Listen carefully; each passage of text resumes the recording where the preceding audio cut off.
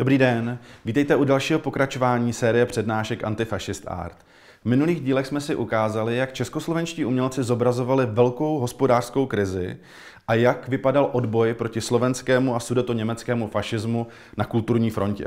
Tentokrát se podíváme na uměleckou reakci na policejní násilí a vzestup českého fašismu, který byl o to nebezpečnější, že český nacionalismus byl dominantní, možná nejdominantnější součástí státní ideologie.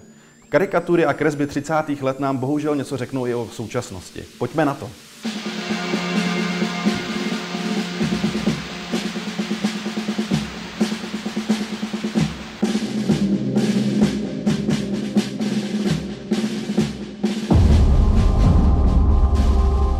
Černý pátek na newyorské burze 4. října roku 1929 zničil víru v hospodářskou stabilizaci první republiky.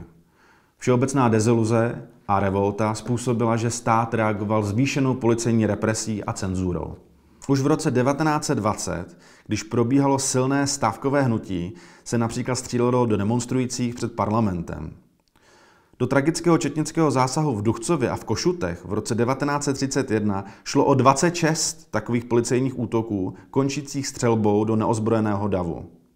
Za existenci první republiky se střílelo do demonstrujících v průměru více jak 2krát do roka. Potrestán z četníků nebyl nikdo a na danou situaci samozřejmě reagovali nejen výtvarníci uměleckou kritikou. Policejní násilí je bohužel problémem v současném režimu. Například v lednu roku 2014 pořádková policie stloukla pokojnou demonstraci na podporu skvotu Klinika.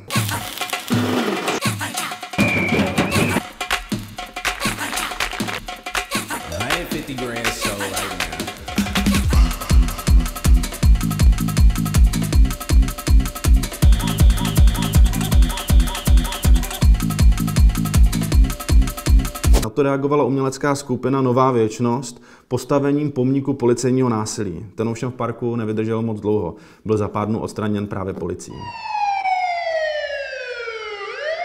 Stát za první republiky také standardně cenzuroval kritiku policejních akcí a zájmové oblasti politiky státu a komunistickou propagandu. Cenzurovány byly proto noviny, knihy, rozhlasové vysílání, divadelní hry, kulturní produkce a výstavy.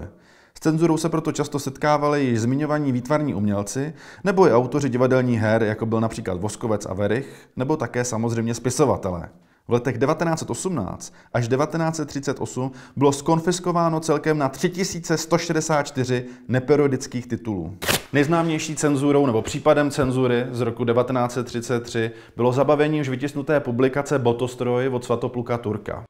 V románu Botostroj se popisuje fordismus a napojení na fašismus obřího výrobního podniku. Botostroj nápadně připomíná Baťův koncern, kde autor předtím pracoval jako propagační grafik. Jan Antonín Baťa zatáhl za provázky a spisovatel kromě fyzické konfiskace knihy podle rozhodnutí soudu také ztratil na svou knihu autorská práva.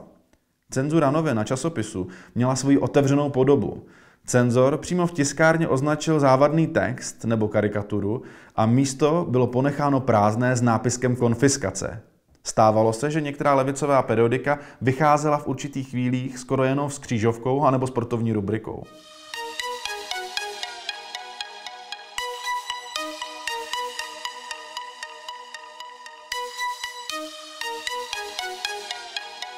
Satirický časopis Stern si z toho dokonce sám udělal legraci. Z cenzorských zásahů vytvořil grafický dekor na obal jednoho ze svých čísel. Cenzurovány byly věci i z nepolitických důvodů, z čistě morálních nebo řekněme pruderních. S cenzurou se pochopitelně můžeme setkat i dnes, i když nemá zdaleka tak transparentní podobu jako za první republiky. Jedním z případů opravdu tvrdé cenzury v oblasti výtvarného umění byl zákaz galerie Art Wall v roce 2008. Umělecká skupina Gumaguar použila galerijních veřejných ploch, aby parafrázovala politickou kampaň tehdejšího magistrátu. Přitom podvratně použila jejich vizuálního stylu, loga i hesla. Všichni jsme v národním týmu, na kterém se místo slavných herců objevili slavní korupčníci a bosové organizovaného zločinu. Což je klasický příklad culture jammingové akce. Vedení města v čele s primátorem Pavlem Bémem tehdy kritiku nesnesli a galerii Art Wall zakázali. Neprodloužili jí prostě smlouvu. Plakáty někdo v noci přetřel.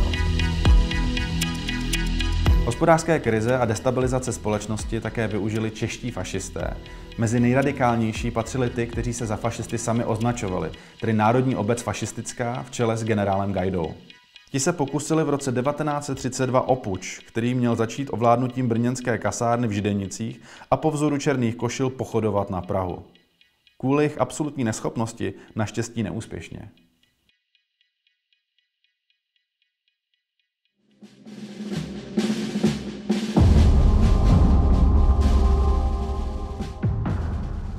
Spojenec fašismu byl i z korupce obviněný několikanásobný ministr Jiří Stříbrný. Jiří Stříbrný v roce 1932 založil Národní ligu, která byla od začátku inspirovaná italským fašismem a od roku 1933 začal Stříbrný dokonce koketovat s německým nacismem. Národní liga měla také vlastní polovojenskou bojůvku, která měla ve znaku nosila šedivé košile. O souvislosti mezi italskými černými košilemi a nacistickými hnědými košilemi mluví karikatura Antonína Pelce.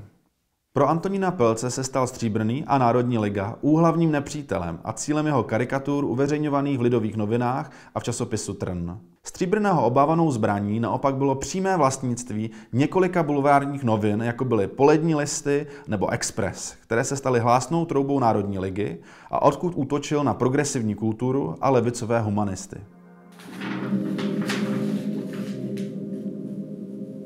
Problematický vztah soukromého vlastnictví médií a tím způsobené enormní moci jednotlivce na celou společnost a politiku bohužel známe i dnes.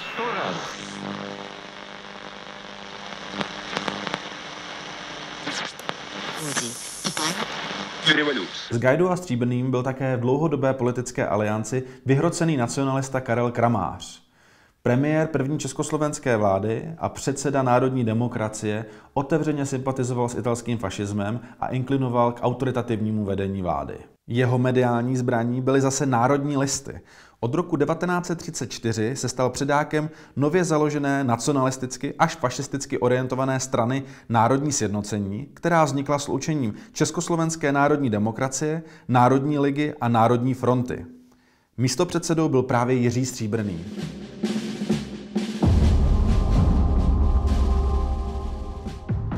Známým šovinistou a antisemitou byl tehdejší primátor Prahy Karel Baxa. I ten se díky svým neblahým angažmá, například při podpoře fašistických demonstrací proti německému a židovskému živlu v Praze, stával častou obětí dobových karikatur. Tím ovšem výčet pravicových extremistů ve vládě a ve vysokých funkcích první republiky zdaleka nekončí. Z příkladu je vidět, že fašismus se u nás zakořenil ještě dříve, než nám byl zavlečen německý nacismus. Na levicovou, internacionální a pacifistickou kulturu se brzo neútočilo jenom ve fašistickém a ultrapravicovém tisku, ale brzo také fyzicky. Jak se přesvědčíte v následujících dílech? Sledujte stále intenzivnější zápas našich oblíbených umělců Pelce, Bydla, Hofmeistera, bratří Čapků, ale i Voskovce a Vericha se stále intenzivnějším a silnějším nepřítelem, s fašismem. Těším se na vás příště a všechno moc imaginaci.